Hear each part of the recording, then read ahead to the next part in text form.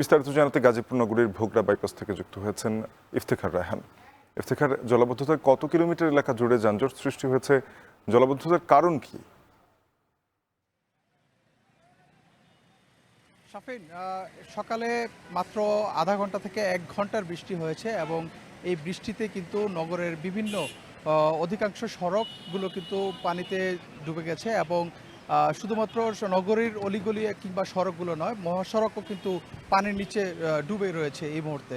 এবং এই বর্ষা মৌসুম শুরুর আগেই কিন্তু এই ভয়াবহ যে জলাবদ্ধতা, সেই জলাবদ্ধতা সৃষ্টি হয়েছে এবং বর্ষা মৌসুমে সেটি আরও কয়েক গুণ ভয়াবহ হবে বলে কিন্তু ধারণা করা হচ্ছে। আমি এই মুহূর্তে রয়েছি গাজীপুরের ঢাকা ময়মনসিংহ মহাসড়কের ভোগড়া বাইপাস এলাকায়। এখানের ভোগড়া বাইপাস থেকে চান্দনা চৌরাস্তা পর্যন্ত মহাসড়কের দুই পাশের যে সড়কটি রয়েছে, পুরো সড়কটি কিন্তু পানির নিচে তলিয়ে রয়েছে এবং এই সড়কটিতে পানির নিচে থাকার কারণে কিন্তু আমরা দেখেছি যে কয়েক কিলোমিটার এলাকা জুড়ে ভয়াবহ যানজটের সৃষ্টি হচ্ছে।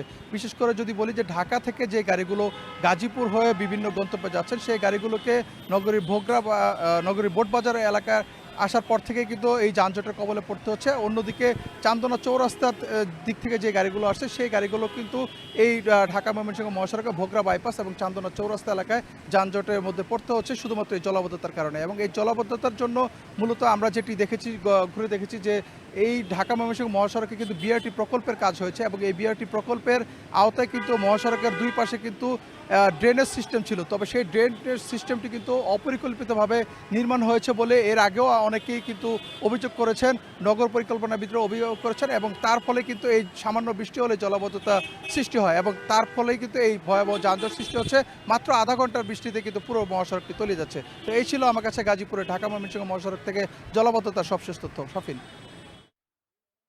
সহকর্মী ইফতেখার রায়হান যুক্ত হয়েছিলেন, জানাচ্ছিলেন গাজীপুরের জলাবদ্ধতা নিয়ে।